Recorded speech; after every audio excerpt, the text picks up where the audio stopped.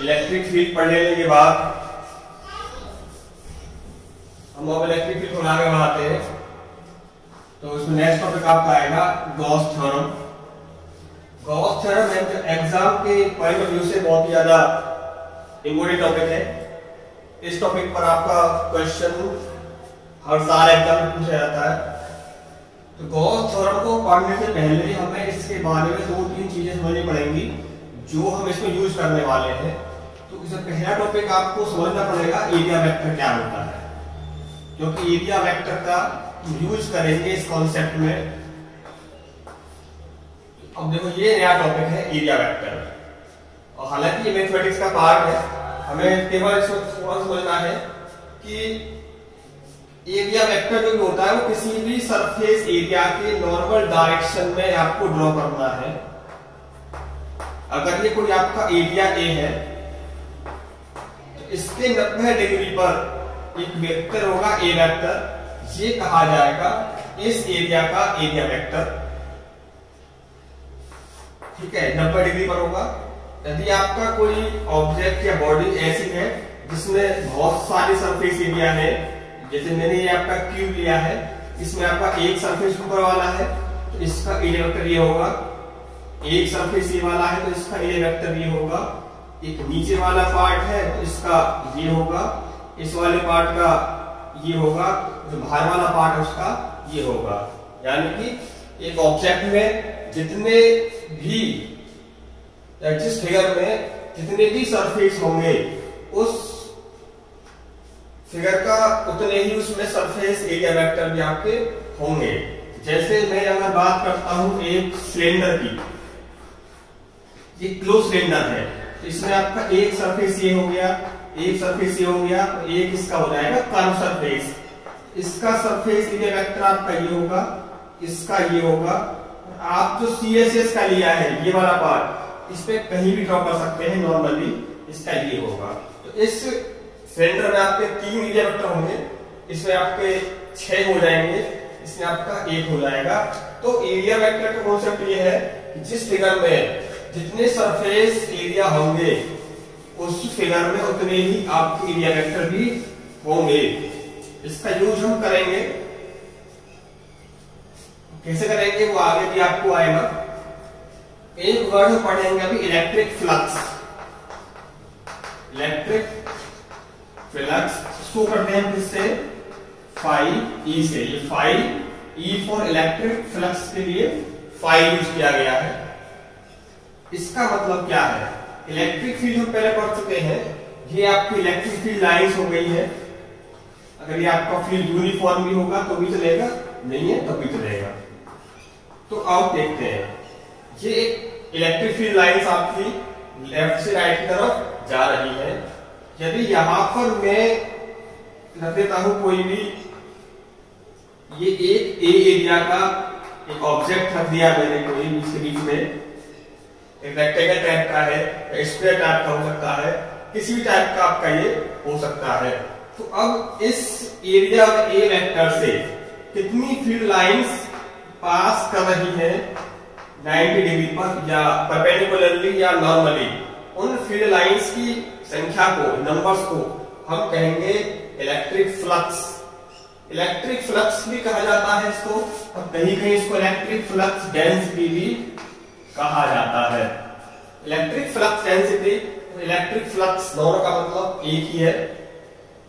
अब इसको डिफाइन कैसे करते हैं, यदि ये एरिया आपका 1 स्क्वायर मीटर होता है या 1 यूनिट होता है, इस 1 यूनिट एरिया से नॉर्मली जितनी फील्ड लाइंस पास कर रही होंगी उन फील्ड लाइंस की संख्या को ही हम कहेंगे इस पर्टिकुलर प्लेस पर इलेक्ट्रिक फ्लक्स डेंसिटी। तो इसको डिफाइन कर सकते हैं, the total number of electric field lines which are passing through a unit surface area perpendicularly. अब यदि आपका इलेक्ट्रिक फील्ड ऐसा है, चलो ये आपका एरिया एक प्लेन एरिया है वो ऐसे रखा हुआ है, तो इसका नॉर्मल वेक्टर कैसा होगा, इसका होगा सरफेस एरिया के परपेंडिकुलर। ये आपका हो जाएगा इसका नॉर्मल वेक्टर, इसको नाम दिया है एरिया वेक्टर ए। इलेक्ट्रिक फील्ड तो ऐसा है, इलेक्ट्रिक फील्ड इधर को अगर एंगल थीटा लिया गया है, इसका इधर कितना कंपोनेंट हम कहेंगे ई cos थीटा। तो इलेक्ट्रिक फील्ड ऐसे है, तो ऐसे कितना पास हो रहा होगा, आप कहोगे कि ई ए cos थीटा, दोनों का कर देंगे मल्टीप्लाई, ये कहा जाएगा इलेक्ट्रिक फ्लक्स। अब इलेक्ट्रिक फील्ड भी आपका वेक्टर क्वांटिटी है और आपका ये भी वेक्टर क्वांटिटी है, और थीटा इन दोनों के बीच का एंगल है, तो हम इसको लिख सकते हैं in vector form, E vector dot A vector phi. तो फाई जो है electric flux, it is the dot product of electric field and area vector A. तो इस तरह से पता कर सकते हैं इलेक्ट्रिक फ्लक्स। ये तो मैंने पूरा इस एरिया से निकाल दिया है, इसको आप स्मॉल पार्ट से भी कर सकते हैं। तो ये तो आपका हो गया phi equal to E dot d A, या आप कह सकते हैं d phi equal to E vector dot d A vector. ये एलिमेंट्री पार्ट हो गया, ये इसका कंप्लीट पार्ट है, यानी कि डी फाई का मतलब हम करेंगे फाई, और फाई को आप जानते हैं ई ए cos थीटा, इसका मतलब आपका ये cos थीटा हो सकता है। और ध्यान रहे इसमें जो लिखा गया है ये ई डॉट डी ए का मतलब E D A cos theta, तो थीटा ये है angle between electric field E and area vector जो आपने लिया है, इसके बीच का आपका ये एंगल होगा, यानी कि dot product of electric field and area vector is called electric flux. Electric flux is the scalar quantity because it is the dot product of electric field and area vector. अब चूंकि से पहले कहा है हमने एरिया वेक्टर, उसका यहां पे यूज किया गया है। मैं एक बार शॉर्टली बता दूं आपको, इलेक्ट्रिक फ्लक्स डेंसिटी का मतलब इलेक्ट्रिक फील्ड लाइंस की संख्या से है जो किसी एक एरिया ए से नॉर्मली पास कर रही होती है। यदि इलेक्ट्रिक फ्लक्स डेंसिटी ज्यादा है, इसका मतलब ये हुआ कि उस पर्टिकुलर प्लेस पर इलेक्ट्रिक फील्ड भी आपका स्ट्रॉन्ग होगा, मतलब मोर नंबर ऑफ लाइंस पास उसमें से कर रही होंगी। अब इनका गॉस थ्योरम में क्या रोल है वो देखते हैं। अब हम देखते हैं गॉस थ्योरम को। गॉस थ्योरम जो है वो हमेशा हमें बताती है इलेक्ट्रिक फ्लक्स के बारे में। जैसे ये कोई चार्ज पार्टिकल क्यू है, गॉस थ्योरम को अप्लाई करने के लिए हम जो भी चार्ज पार्टिकल ले रहे हैं या जो भी गिवन चार्ज पार्टिकल्स हैं वो कंप्लीटली एनक्लोज्ड होने चाहिए, मतलब हर तरीके से वो हर जगह से हर साइड से बिल्कुल ढके हुए कवर्ड होना चार्ज पार्टिकल चाहिए। जो सरफेस यूज करते हैं उस चार्ज को कवर अप करने के लिए, उस सरफेस का नाम होता है गॉसियन सरफेस। गॉसियन सरफेस ये totally hypothetical concept. Gaussian surface is a surface which is used to enclose the charge. इसका shape and size doesn't matter, इसको आप कैसा भी कर सकते हैं जैसा आप चाहे। ये रेक्टेंगुलर, सॉरी क्यूबॉइडल, और आपका सिलिंड्रिकल, स्फेरिकल, कैसा भी आपका ये हो सकता है, इसका कोई मैटर नहीं है। इसका केवल एक ही काम होता है कि चार्ज पार्टिकल को एनक्लोज करना है।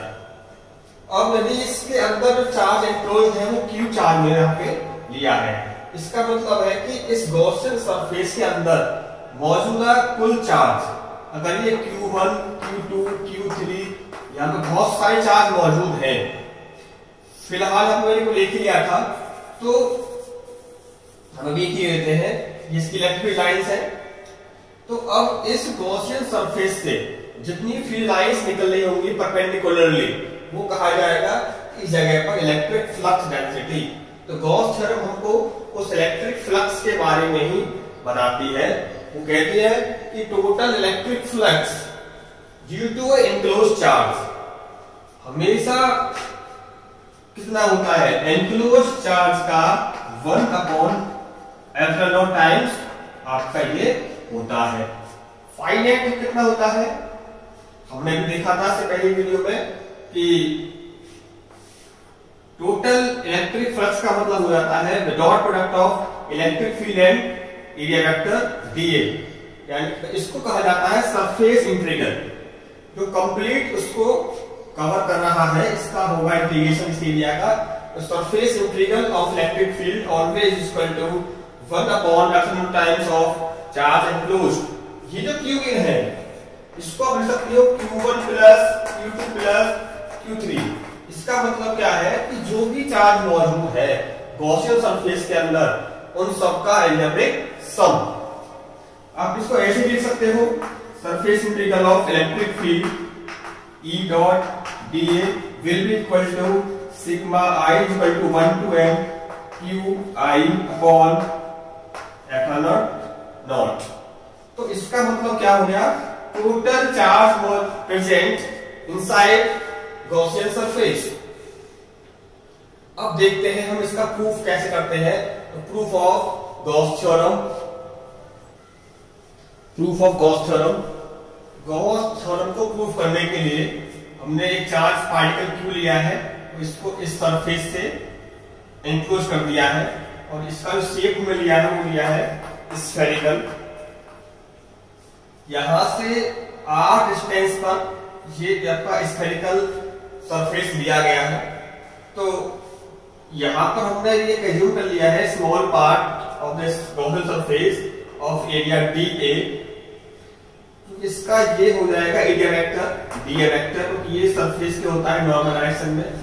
और इस पॉइंट P पर Q की वजह से r डिस्टेंस पर जो इलेक्ट्रिक फील्ड है वो आपका E है। तो इस छोटे से पार्ट से जो गुजरने वाला फ्लक्स होगा वो होगा d phi। According to Gauss theorem d phi का मतलब होता है dot product of area vector and electric field. Electric field dot product of electric field and dA। इसको करेंगे इंटीग्रेट, कौन सी d phi हमको चाहिए phi, तो इंटीग्रेट बोथ साइड।